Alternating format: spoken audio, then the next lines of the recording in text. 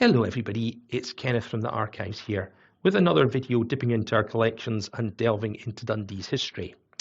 Today I'm going to be looking at some of our student publications, but specifically I'm going to be looking at some of the advertisements that appeared within them.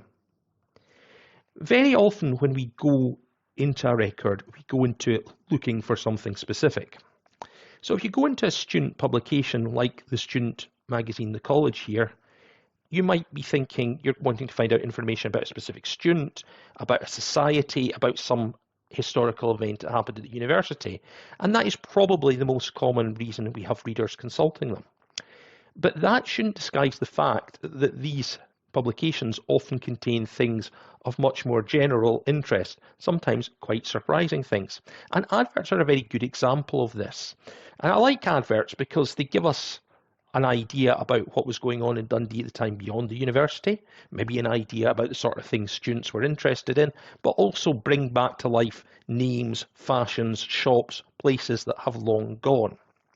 So I'm going to start off with this from the College magazine from 1923. So roughly 100 years ago, these two adverts appeared side by side.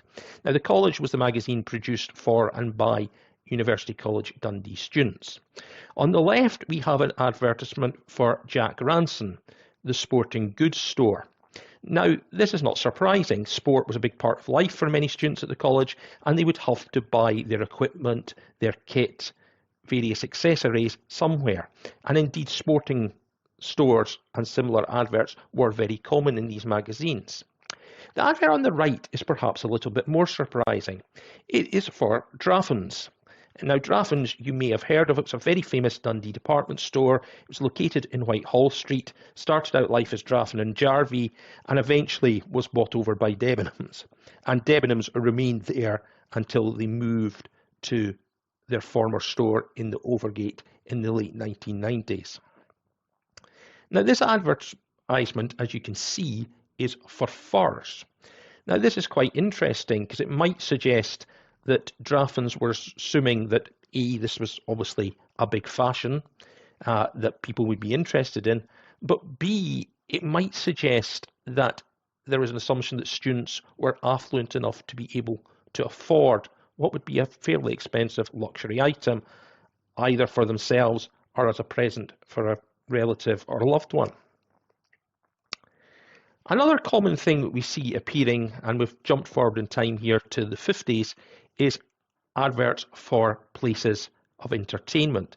So on the left, we've got the Pally in South Tay Street, where Andy Lothian and his broadcasting band were a highlight. And on the right, from one of the students' charities magazines, we've got an advert for the Empress Ballroom. If you don't want to be a wallflower, it's called. So this is obviously an era when dance clubs, live music was a big thing. And again, this gives us some forgotten Dundee names, but also forgotten styles.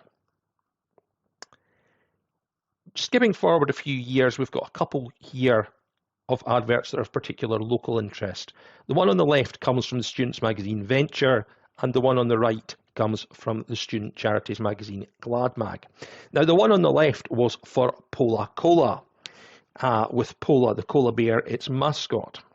Now, Pola Cola was produced by the Dundee firm Robertsons and was an alternative to some of the bigger brands of cola. And it's a name that sadly vanished from the high street, but at one time was a well-known brand in Dundee and the area round about it. On the right, we have got an advert for perhaps one of Dundee's most iconic shops, the